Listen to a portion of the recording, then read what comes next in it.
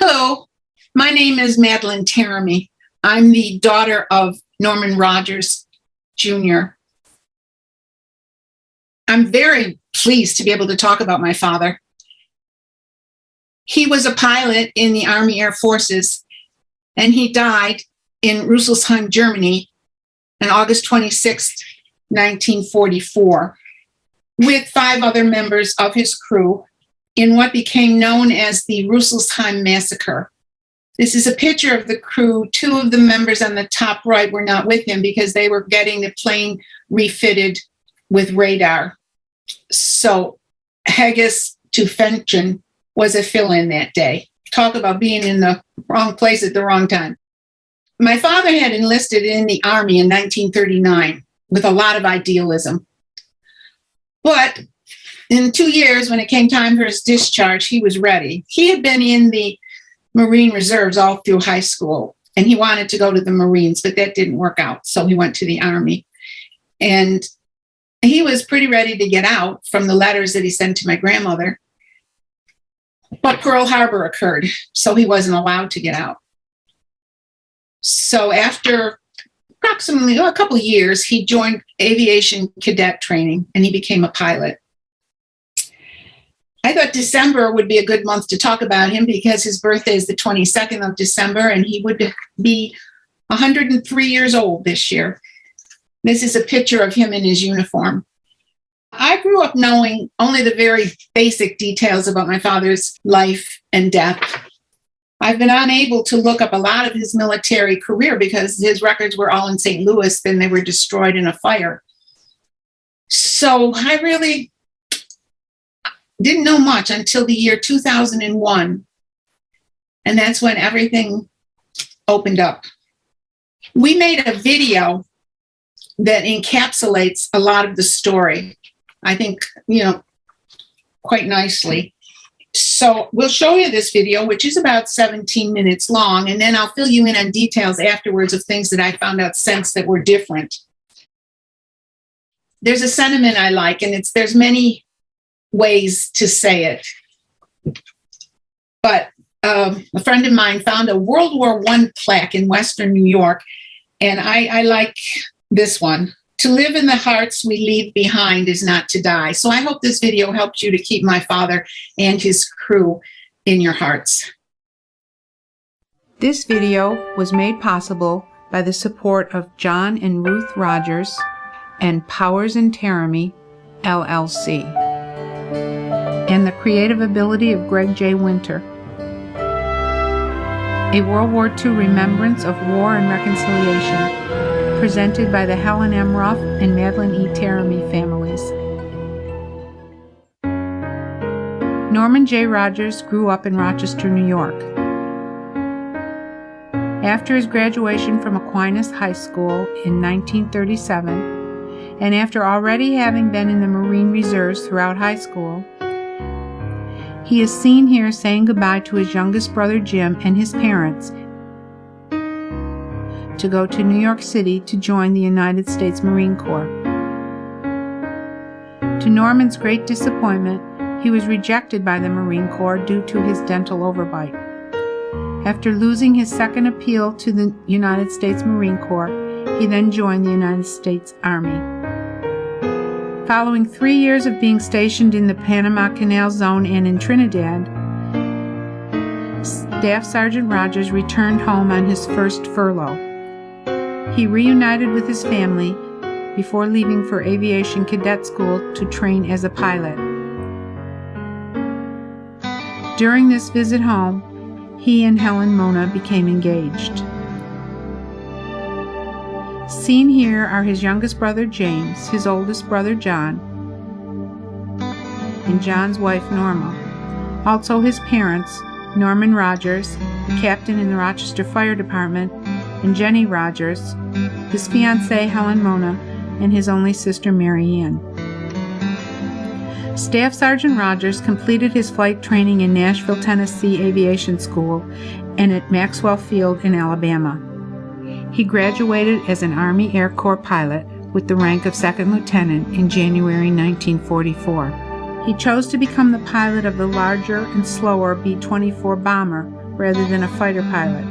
He received advice from his mother back home. "Norm, fly low and go slow."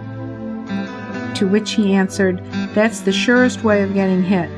Before being sent to England, Second Lieutenant Norman Rogers married Helen Mona on April 17, 1944, in Savannah, Georgia. In July 1944, while at Langley Field, Virginia, Second Lieutenant Rogers and his crew received their orders to start flying to England to join the 491st Bombardment Group H, 854th Squadron of the 8th Air Force. In a prearranged signal, Second Lieutenant Rogers broke flight formation and flew over his wife's home in Virginia to dip his wings. This let his young bride know that he was on his way to England and for her to return to Rochester. Second Lieutenant Rogers found out the night before his fateful mission that his new bride was pregnant. The following segment of Home of the Brave on NBC News on September 3, 2001 retells the story of the fate Second Lieutenant Rogers and his crew met in Russelsheim, Germany on August 26, 1944. Gene Brown, a private man from Gainesville, Florida, kept a lot of World War II memories inside. But now he's come back to confront his past. 57 years ago, in the sleepy German town of Russelsheim, he escaped death. I just said, "Lord, it's in your hands." August 24, 1944, Brown, a 19-year-old tail gunner on a B-24 bomber, shot down on his first mission over Germany. Captured, then taken by train to a Nazi prison camp. But the train stopped short in Russelsheim, near Frankfurt. Only the night before, Allied British bombs devastated the town. Rail lines destroyed, almost 200 people killed, and survivors crying for revenge. When Brown and his Air Force crew were forced to walk across the town, a mob gathered and attacked the American prisoners still in uniform. Some fellas came up behind me and hit me with what felt like, I would say, a 2x4. Really give me a lick and knocked me down face forward in the street. While Brown played dead, his 6 buddies brutally beaten, then shot in the head. Shooting, until he ran out of bullets. Barely alive, he was dumped in a nearby cemetery, but managed to escape during an air raid, then recaptured, imprisoned, and 7 months later liberated by U.S. forces. The Russelsheim murders making big headlines after the war. 5 of the local Germans hanged by a U.S. military court, the first war crimes trial of World War II. But why come back to this German town, scene of the war and so many personal nightmares, almost 60 years later? Gene Brown's answer typically is short and simple. Because he had to. Brown, a devout Christian, received like a VIP. Offered a formal apology for the stain on the town's name. A reception in his honor, making friends with former enemies. Even sharing his story with a class of 6th graders. I was afraid that if I showed any signs of life, I would get more pounding or a gunshot to the head. And after all the autographs and souvenirs, Brown says he felt something he couldn't quite name. Peace. They say, "We're so glad you came, and we know it's hard for you, so it's helped them and helped me." Norman Rogers, Elmore Austin. Helped the former POW to honor his murdered friends and to forgive. Jim Masada, NBC News, Russelsheim, Germany. On Sunday morning, August 26, 2001, the family of Second Lieutenant Norman J. Rogers, Jr. awoke to the newspaper article that told of Gene Brown returning to Russelsheim for an apology from the citizens of the town. Second Lieutenant Rogers' daughter immediately began to contact Gene, who knew Helen from 1944 but who had never met Madeline or talked to Helen since.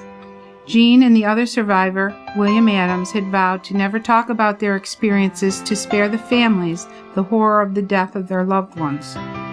In October 2001, Helen, her husband Roy, and Madeline and her husband Paul met Sidney Gene Brown in Washington, D.C. After this meeting, 10 family members decided that they would travel to Germany and follow the path of the Russelsheim Death March, and to visit Norman's grave in the Lorraine Military Cemetery in St. Avold, France. The group, Memories of the 26th of August, 1944. Citizens of Russelsheim, Germany, welcome 2nd Lieutenant Rogers' family. The spirit of friendship, kindness, and helpfulness that the citizens of Russelsheim extended during the visit was unexpected and heartwarming. They helped the family reconstruct the path of the death march, past the opal factory, the train station, the area of where the first rock was thrown at 2nd Lieutenant Rogers, the street that the crew mistakenly ran down, and the area of the wall that has been torn down where the crew were trapped and no longer able to run. The members of the Memories of the 26th of August 1944 then took the family to the town cemetery where the crew were initially buried.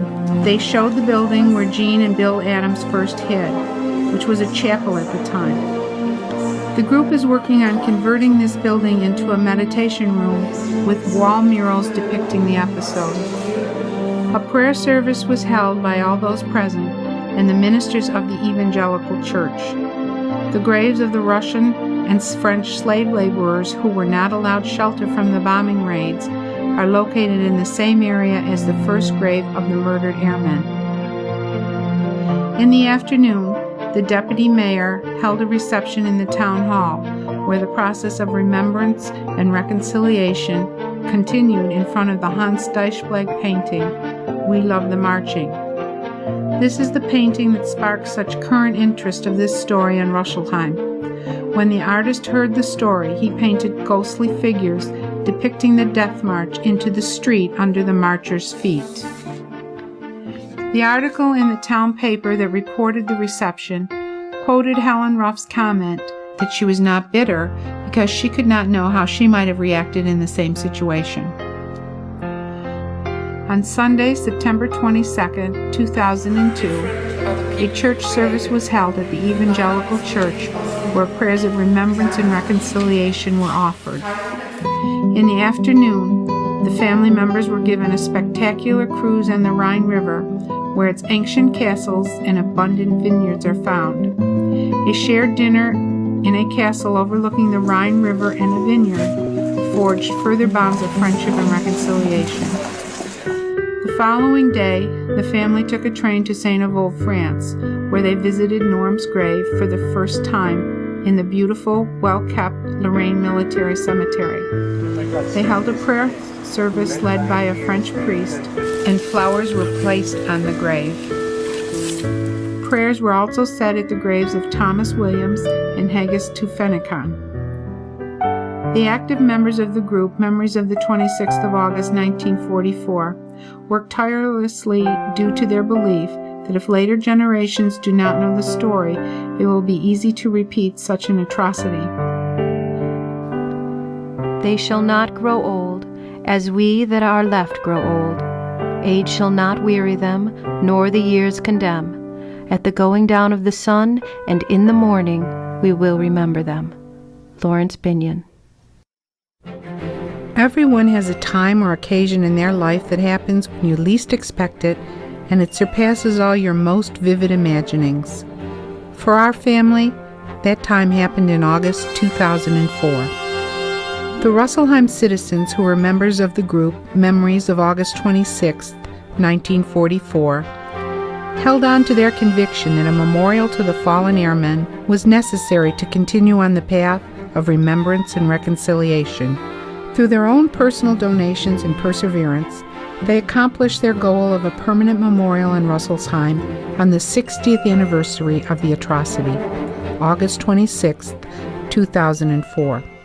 Jean and Dorothy Brown, two of Jean's daughters, Anne and Becky, Madeline Teremy and her daughter Jennifer, and August Nigro and his wife Ruth, were honored to return to Russelsheim as guests for the unveiling of the memorial. Mr. Nigro is the author of the book that was so instrumental to starting us all on this path. The friends that had been made on our last trip once again displayed the hospitality, empathy, compassion, and sincere caring that we had experienced before. On a part of the street that was very near the original spot where the crew was murdered, a replica of a section of the wall that the airmen were hurted against was constructed. The side facing the street looks like a stone wall. The other side has the enlarged photos of the 8 crew members. Every train in and out of Russelsheim will see the pictures. There are 4 bricks in the wall that seem to stand out as older and rougher. They are the result of an astonishing incident that came to light while the memorial was being constructed. When the original wall was demolished and the town did not yield to requests to keep a small part as a reminder, a gentleman by the name of Gerhard Roeder secretly recovered 4 of the bricks. He kept them in his home for 15 years as a memorial and reminder of the brutally slain airmen. He donated them to be placed in the memorial. The day of the memorial dedication was overcast with dark clouds and intermittent rainstorms. Shortly before the ceremony, the rain was falling heavily. Then, for the first time that day, the clouds parted and the sun shone through.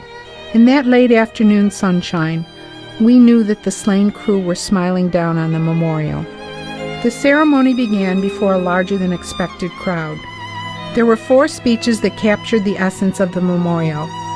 These were followed by the actual unveiling, and finally a musical interlude and a time for personal reflection.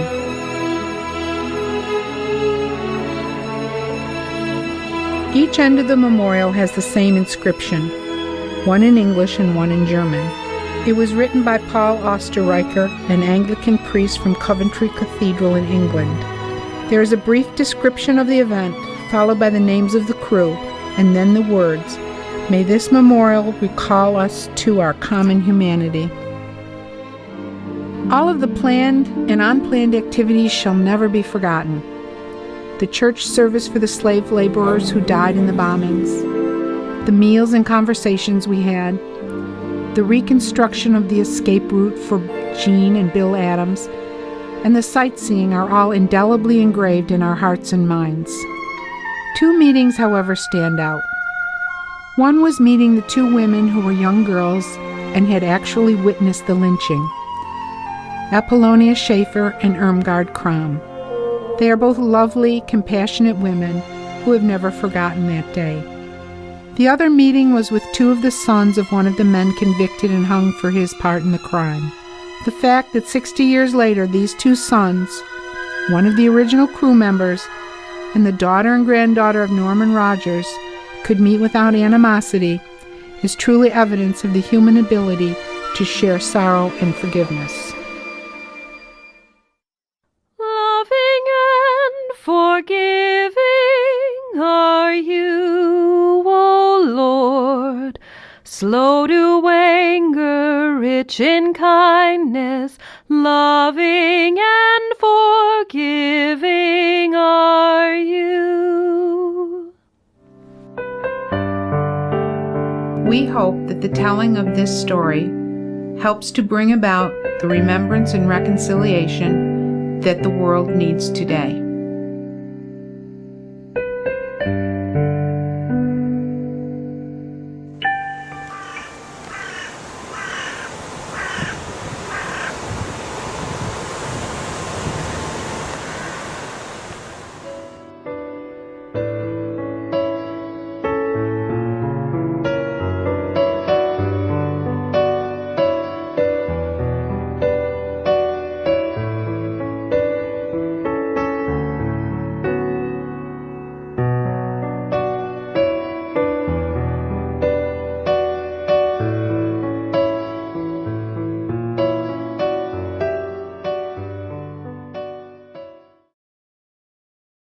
These were the crew members.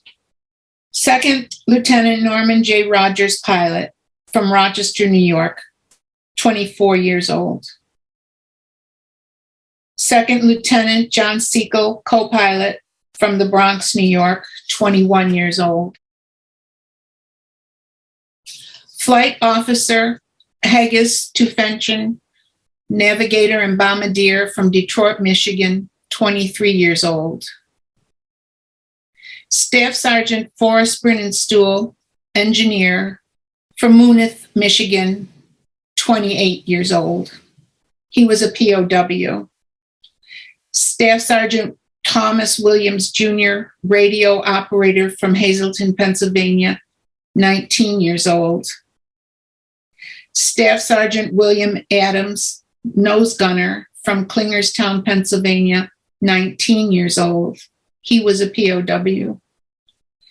Staff Sergeant Elmer Austin, left waist gunner from Edinburgh Falls, Vermont, 19 years old. Sergeant Sidney Eugene Brown, or Gene Brown, tail gunner from Gainesville, Florida, 19 years old. He was a POW. Sergeant William Dumont, belly gunner from Berlin, New Hampshire, 20 years old. These pictures were the ones that they carried with them in case they were shot down so that they could perhaps make a passport if they weren't captured and escape. I was 56 years old when I learned most of these details. For instance, my parents were married in Savannah, Georgia. My father had written my mother a letter asking her to marry him. So she wrote him back and said yes, and jumped on a train and went down there, only he never got her letter. I guess he was pretty surprised when she showed up and said yes. They were married in St. John the Baptist Cathedral. It's a beautiful church. This is their picture they had taken after they got married.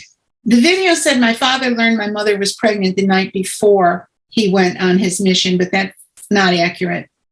My mother told me she was never really sure if he knew because his last letter to her was stolen out of her mailbox by a kid in the neighborhood who used to do that to people. And when she found it, it was in a sewer, totally indecipherable and destroyed. So she was never really sure. But about 12 years ago, my cousin gave me a letter that her father had. He was my father's brother. And in that letter, my father was writing his father to tell him how excited he was about becoming a father himself. So approximately 65 years after the fact, my mother learned for sure that my father did know she was pregnant and was happy about it. My mother was actually 3 months pregnant when my father was killed. Yes, the letter he wrote to his father was dated August 21st, 1944. That's how I know that it wasn't the night before. Forrest Brittenstool went around to all the families, and when he got to my mother, he had a big box of baby clothes that he had collected. He and his wife had collected from their workplaces for my mother. He told my mother, my grandmother, that my father saved his life. Forrest was injured in the abdomen with flak when the plane was shot down. And the plane was shot down on August 24th. And the Germans had taken the crew to another town to question them. And then they wanted them to walk so that they could get them to a train to take them to the POW camp. And my father refused to. He said, no, we won't cooperate unless you get this man medical attention. So they took Forrest to a medical center and repaired his wounds without anesthesia. And then they sent him to a hospital. So Forrest wasn't with the crew, which saved his life. Now, he knew all the crew was okay. So he sent letters to all the families telling them that they were probably going to be taken to a prisoner of war camp and they would soon be getting letters from their boys, which of course never happened, and nothing ever came to them. And there was a lot of communication between the families. Even Gene and William Adams did not get to send letters home from camp because it was towards the end of the war.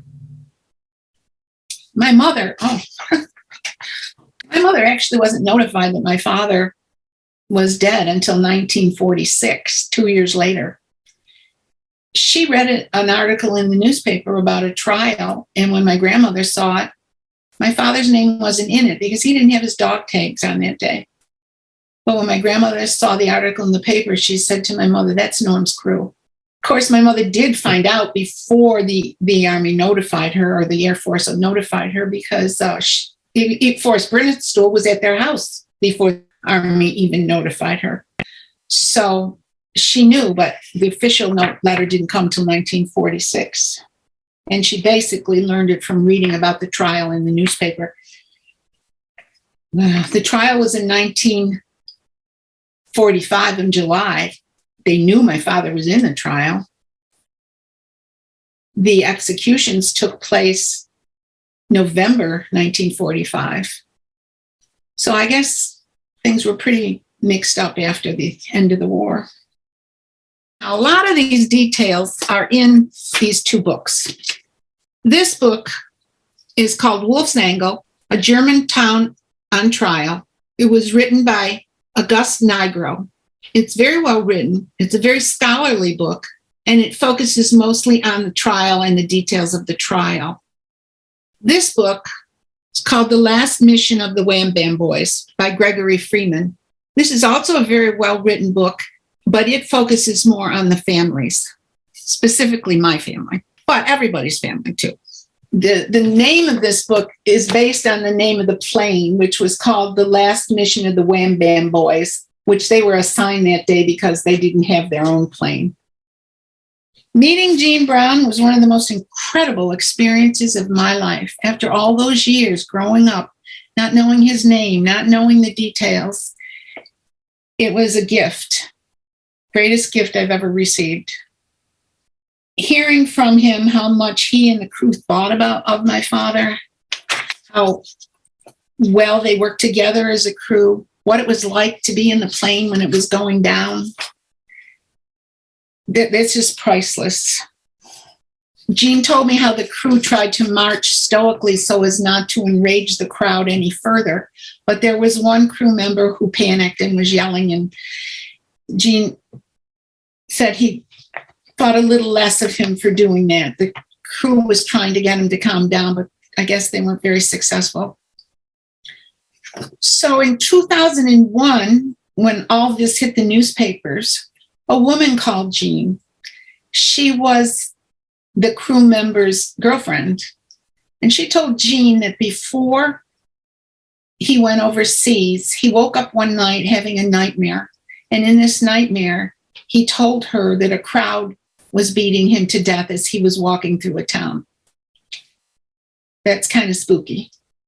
And Gene said, he was never going to think ill of somebody again until he knew all the details. My mother told me that my father said he didn't think he was coming back. Maybe that's how people feel when they go to war.